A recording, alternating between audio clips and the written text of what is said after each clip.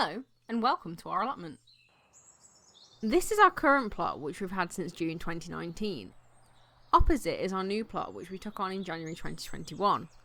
We were always running out of space, and when this plot came up, it was an opportunity we just couldn't miss.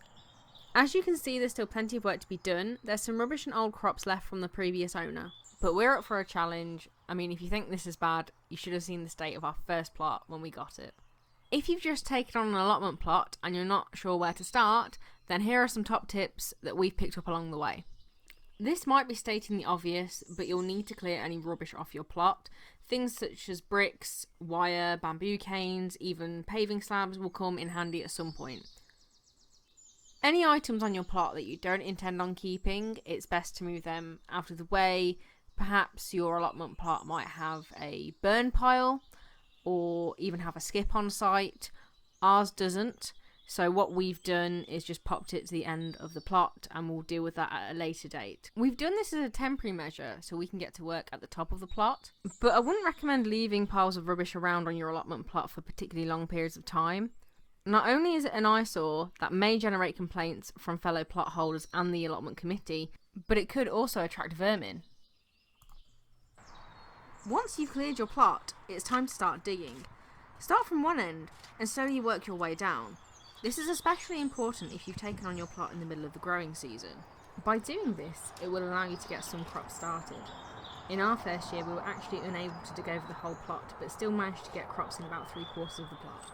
It's also important to take note of what type of soil you have. We have clay soil, which can end up quite boggy.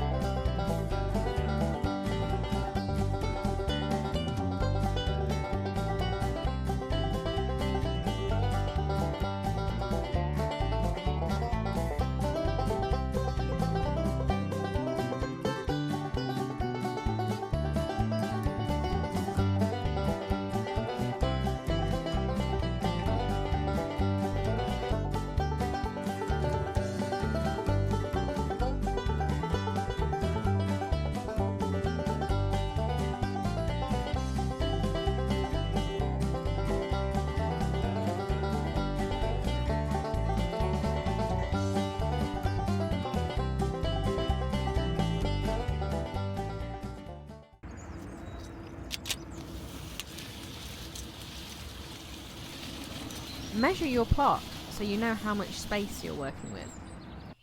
You also want to make note of where the sun rises and sunsets on your plot, along with anything that may obscure the sunlight, whether it be trees or buildings. This is because some crops prefer full sun and others partial shade. Once you've measured your plot and made note of any defining features and shady spots, it's now time to get planning. Our new plot is around 80 by 20 foot, and our original plot is around 35 foot squared. On our original plot, the layout has changed a little each year, but you'll find that your plot evolves with you. For our new plot, we're keeping it traditional with just rows of crops, but we are hoping to get a polytunnel on site soon, when it's not snowing.